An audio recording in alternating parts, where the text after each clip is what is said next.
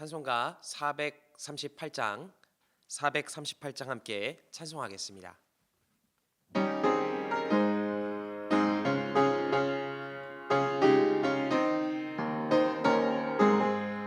내 영혼이 은총이 보충한 죄짐 벗고 보니 슬픔 많은 이 세상도 천국으로 와하도다. 할렐루야 찬양하세. 내 모든 죄 사함 받고 주 예수와 동행하니 그 어디나 하늘나라. 주의 얼굴 뵙기 전에 멀리 뵈던 하늘나라 내 맘속에 이루어지니 날로 날로 가깝도다. 할렐루야 찬양하세. 내 모든 죄 사함 받고 주 예수와 동행하니 그 어디나 하늘나라. 높은 산이 거친 들이 조막이나 궁궐이나 내 주 예수 오신 곳이 그 어디나 하늘나라. 할렐루야 찬양하세. 내 모든 죄 사함 받고 주 예수와 동행하니 그 어디나 하늘나라. 찬송가 91장 힘차게 박수하시면서 함께 찬송하겠습니다.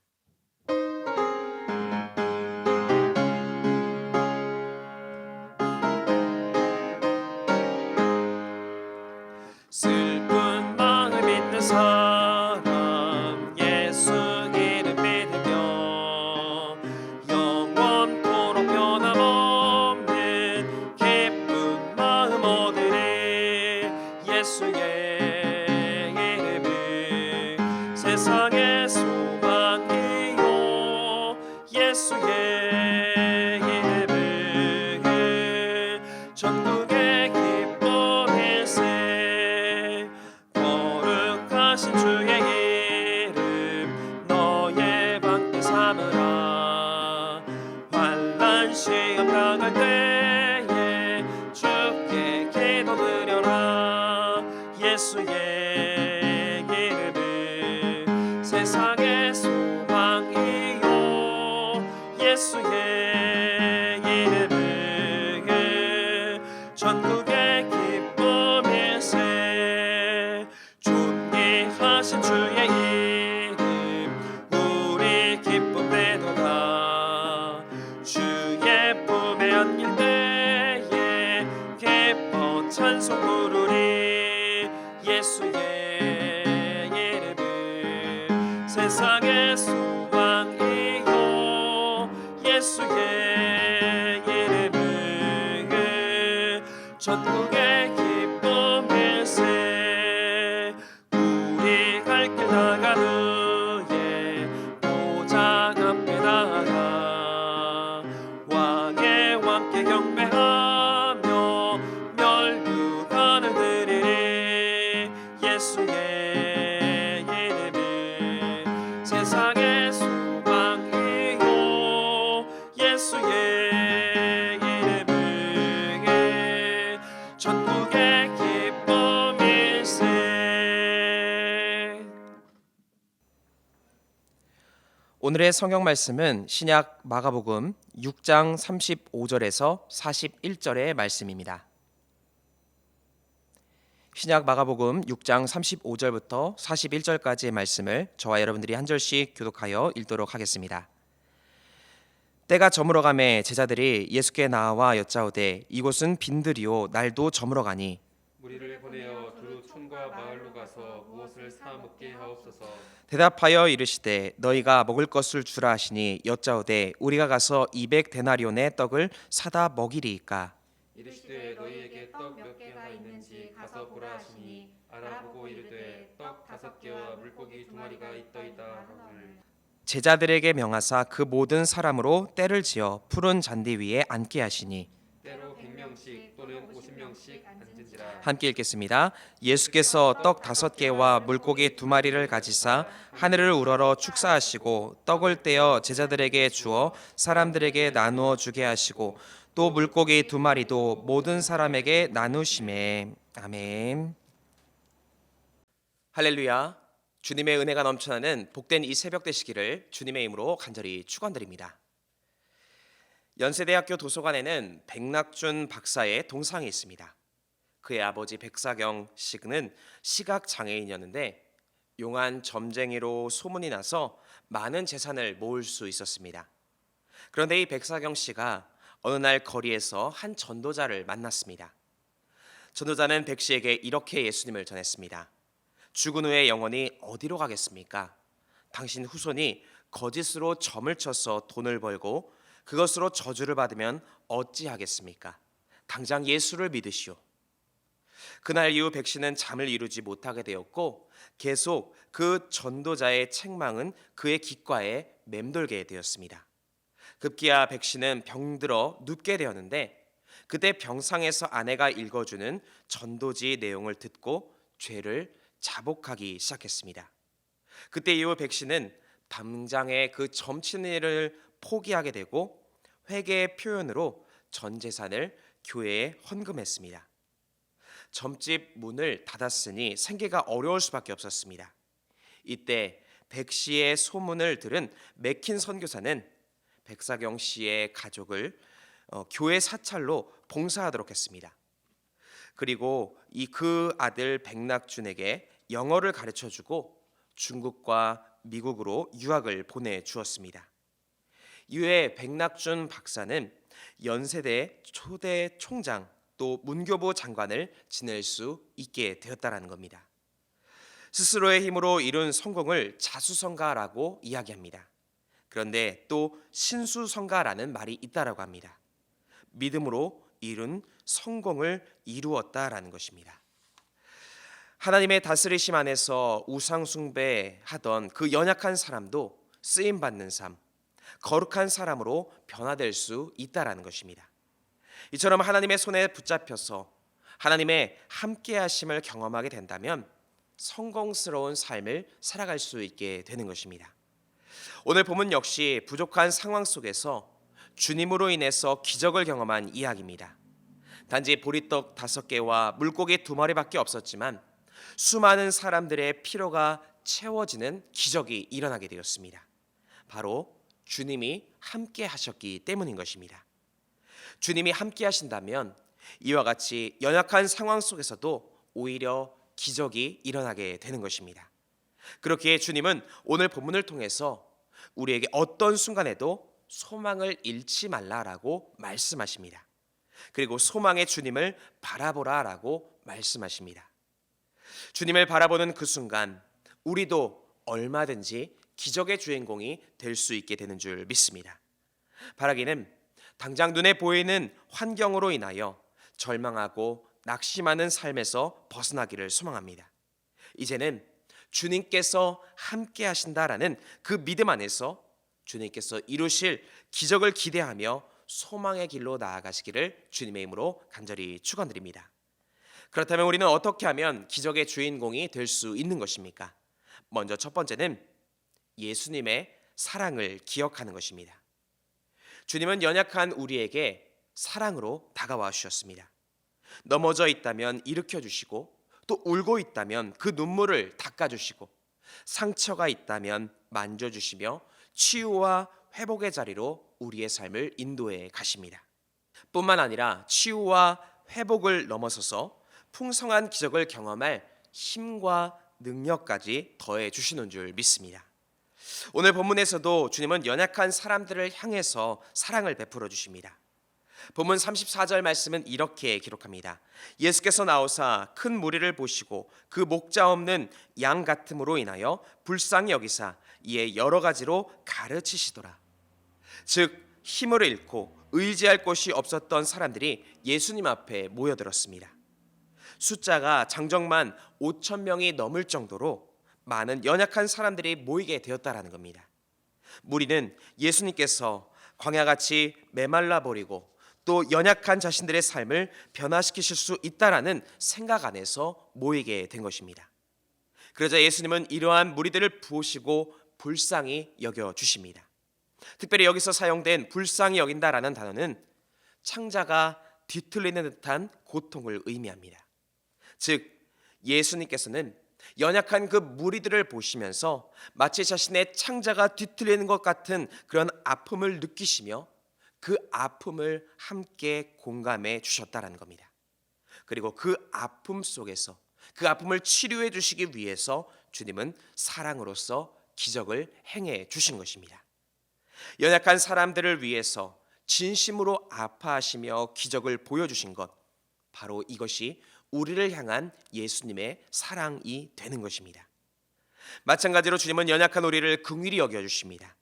우리가 광야에 있을 때에, 또 때로는 갈 길을 모르고 있을 때에 함께 아파하시며 공감해 주시고 심지어 기적과 같은 삶으로 우리의 삶을 풍요롭게 인도해 가 주신다는 겁니다. 그렇게 우리는 어떤 순간에도 포기하지 않고 긍휼이 많으시며 기적과 같은 은혜를 베풀어 주시는 주님께 나아가야 하는 것입니다. 그렇게 될 때에 우리 역시도 기적의 주인공이 이 시대 가운데에 될 수 있게 되는 줄 믿습니다. 어느 날 세계적인 설교자인 스펄전 목사가 화단을 가꾸고 있었다라고 합니다. 그런데 옆집에 강아지 한 마리가 울타리를 넘어 들어와서 화단을 엉망으로 만들어 놓았습니다. 꽃을 무척 좋아했던 스펄전은 분노를 참지 못하고 강아지를 향해서 고함을 치며 나무 토막을 집어 던졌습니다. 얼마 후에 강아지가 반갑게 꼬리를 흔들면서 나무 토막을 물고 돌아와서는 스펄전의 발 앞에 놓았습니다. 스펄전은 자신을 좋아하고 또 다가온 그 강아지를 향해서 더 이상 고함을 지를 수가 없었습니다. 그는 강아지를 쓰다듬으면서 이렇게 말합니다. 강아지야, 화단에 들어오고 싶으면 언제라도 들어오렴. 내가 내게 졌다. 하나님 앞에 완전한 사람은 아무도 없습니다. 인간은 자신의 행위로는 아무도 스스로 구원을 경험할 수 없습니다. 비록 연약해 보이고 염치 없는 모습처럼 보일 수 있겠지만 하나님께 계속적으로 매달리는 사람, 그 사람은 결국에 주님의 은혜와 사랑 안에서 구원의 축복을 누리게 되는 줄 믿습니다. 두 번째로 성숙한 믿음으로 나아가야 하는 것입니다. 연약한 중에도 우리가 가져야 하는 믿음의 모습은 바로 믿음의 성숙을 이루어야 한다는 것입니다. 견디기도 힘이 든데 어떻게 성숙할 수 있을까? 이것이 버겁게 느껴질 수도 있을 것입니다. 그런데 욥기 23장 10절의 고백처럼 그러나 내가 가는 길을 그가 아시나니 그가 나를 단련하신 후에는 내가 순금같이 되어 나오리라 라고 말씀합니다. 고통 속에서도 믿음의 성장을 향해 나아가게 될 때에 변화의 역사 또 기적의 역사가 일어나게 되는 것입니다. 주님은 우리가 어떠한 환경 속에서도 믿음의 성장을 이루기를 원하십니다. 오늘 본문에서도 이러한 주님의 기대가 있습니다. 본문에서 보면 예수님을 찾아왔던 무리들은 오랜 시간 말씀을 듣다가 배고픔을 느끼게 됩니다. 이것을 알아차린 제자들은 예수님께 나와서 무리들을 시켜 촌과 마을에 가서 먹을 것을 구해오게 하면 어떻겠냐라고 묻게 됩니다. 그러자 예수님은 이렇게 말씀하십니다. 너희가 먹을 것을 주라. 지금 제자들에게도 분명 먹을 것이 없습니다.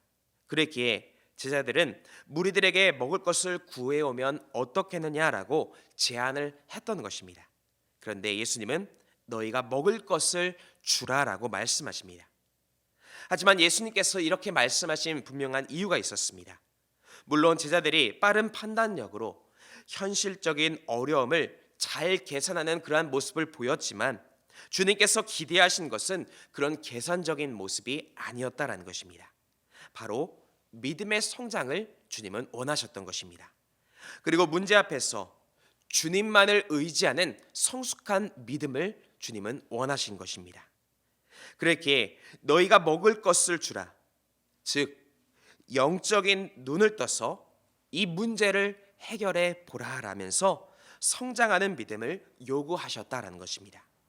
그리고 주님은 성장된 믿음을 위해서 오병이어의 기적을 일으켜 주신 것입니다. 인간적인 생각으로는 상상할 수 없는 일이 이루어지게 되었다라는 것입니다. 이처럼 기적의 시작은 바로 연약한 중에도 믿음의 눈으로 바라볼 수 있는 성장하는 믿음에서 시작되어지게 되는 것입니다. 바라기는 문제 앞에서 한 차원 더 성장한 믿음의 눈으로 문제를 바라보시고 그 문제를 풀어가시기를 바랍니다. 이것이 연약한 상황 중에도 기적을 경험하게 하는 은혜의 길이 되게 되는 줄 믿습니다. 어린아이들이 성장을 할 때는 대부분 성장통이라는 것을 겪는다라고 합니다. 성장을 위해서는 그만큼 아픔이 있다라는 것입니다. 마찬가지로 믿음도 한 단계 더 성장하기 위해서는 때론 고통을 경험할 수 있습니다. 하지만 절대로 고통으로만 끝나지는 않는다라는 것입니다. 로마서 5장 3절 이하의 말씀처럼 환난은 인내를, 인내는 연단을, 연단은 소망을 이루어 가게 된다라는 것입니다. 이와 같이 연약한 중에도 믿음의 성장을 이루어서 주님의 기적을 경험하는 축복된 삶이 되어지시기를 주의 이름으로 간절히 축원드립니다. 끝으로 내 안에 잠재된 주님의 능력을 발견해야 하는 것입니다. 하나님은 각 사람에게 은사를 허락하셨습니다. 그리고 그 은사를 통해서 하나님의 기적의 역사에 동참할 수 있도록 만들어 주십니다. 하지만 우리가 기적을 경험하지 못하는 이유는 무엇입니까? 내게 있는 은사를 발견하지 못하기 때문인 것입니다. 그러면 왜 은사를 발견하지 못하는 것입니까? 바로 다른 이들과 비교하는 습관이 우리 안에 있기 때문인 것입니다.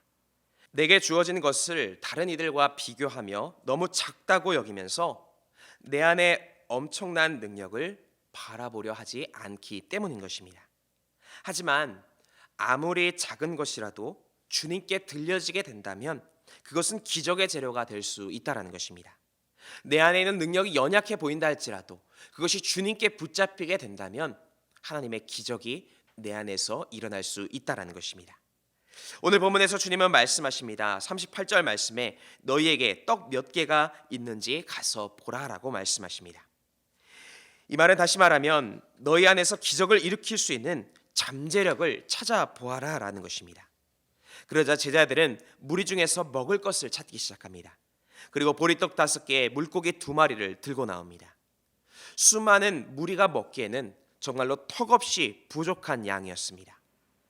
하지만 예수님께 그 떡이 전달되었을 때는 적다고 생각되어지는 떡이 5천 명이 먹고도 남는 기적의 재료가 될 수 있었다는 것입니다. 이와 같이 아무리 적은 것이다라고 해도 주님께 붙잡히면 기적의 재료가 될 수 있습니다. 그렇게 우리 각 사람에게는 잠재된 은사를 발견하고 또 그리고 아무리 작은 것이라고 해도 주님께 붙잡히면 쓰임받을 수 있다라는 믿음으로 나아가야 하는 것입니다. 남과 비교하며 불평하는 삶이 아니라 주님께 붙잡히면 언제든지 기적이 일어날 수 있다라는 믿음을 소유해야 하는 것입니다. 주님이 이미 우리 안에 심겨놓으신 기적의 재료가 이미 우리 안에 있습니다. 인간적인 눈으로 겉모양만 바라보는 것이 아니라 또 그 양만 바라보는 것이 아니라 믿음의 눈으로 하나님이 이루실 놀라운 역사와 또 주님이 숨겨놓으신 우리 안에 은사들을 발견하는 복된 삶이 되어주시기를 바랍니다. 사도 바울도 빌립보서 4장 13절에서 이렇게 고백합니다. 내게 능력 주시는 자 안에서 내가 모든 것을 할 수 있느니라. 주님은 우리에게 능력을 주셨습니다. 그리고 그 능력을 가지고 능력의 삶을 살아가라라고 우리에게 말씀하십니다. 바라기는 우리 안에 주님이 주신 그 기적의 재료를 발견하시고 또 잘 활용하셔서 하나님의 놀라운 역사에 동참하는 복된 삶이 되어주시기를 주님의 이름으로 간절히 축원드립니다. 함께 기도하시겠습니다. 사랑과 은혜가 충만하신 하나님, 우리에게 힘과 능력을 더하여 주시고 기적의 주인공으로 삼아주심에 감사드립니다. 어떤 순간에도 주님의 긍휼하심을 기억하게 하여 주시고 거친 광야와 같은 삶을 기적의 자리로 바꾸는 능력의 삶을 살아가게 하여 주시옵소서. 또한 보다 성장하는 믿음을 통하여 주님의 놀라운 역사를 바라보게 하여 주시고 우리 안에 잠재된 기적들로서 하나님의 역사를 이루어가게 하여 주시옵소서. 이 새벽에도 주님 앞에 정성 모아 귀한 예물 드린 손길이 싸우니 이 예물을 기쁘게 받아주시고 드린 손길 가운데에는 한량없는 은혜와 축복으로 채우시고 인도하여 주시옵소서. 또한 우리가 주님께 간구할 때에 우리의 기도를 들어 응답하여 주시고 주의 놀라운 체험을 경험하는 복된 시간 되게 하여 주시옵소서. 모든 것 감사드리며 우리 구주 예수 그리스도의 이름으로 간절히 기도드립니다. 아멘. 하늘에 계신 우리 아버지여, 이름이 거룩히 여김을 받으시오며 나라가 임하시오며 뜻이 하늘에서 이루어진 것 같이 땅에서도 이루어지이다. 오늘 우리에게 일용할 양식을 주시옵고 우리가 우리에게 죄 지은 자를 사하여 준 것 같이 우리 죄를 사하여 주시옵고 우리를 시험에 들게 하지 마시옵고 다만 악에서 구하시옵소서. 나라와 권세와 영광이 아버지께 영원히 있사옵나이다. 아멘. 이 시간 함께 공동의 기도 제목 가지고 함께 통성으로 기도하겠습니다. 먼저 주신 말씀 의지하여 함께 기도하겠습니다. 또한 이 나라와 민족을 위해서 기도하실 때에 새롭게 세워진 대통령을 통해서 이 땅 가운데에 하나님의 놀라운 역사가 일어날 수 있도록 함께 기도하시고 또 이 땅 가운데 질병이 속히 사라질 수 있도록 평화가 찾아올 수 있도록 함께 기도하겠습니다. 또한 교회를 위해서 기도하실 때에 다임 목사님의 신원의 강건함을 위해서 함께 기도해 주시고 믿음에서는 능력으로 승리하는 교회가 될 수 있도록 함께 기도하겠습니다. 또 우리 가정과 개인을 위해서 함께 기도하시고 또 이웃을 위하여 함께 중보하며 기도하실 때에 병환 중인 환우들 또 어려움 가운데 있는 이웃들을 위하여 함께 중보하며 기도하도록 하겠습니다. 함께 기도하겠습니다.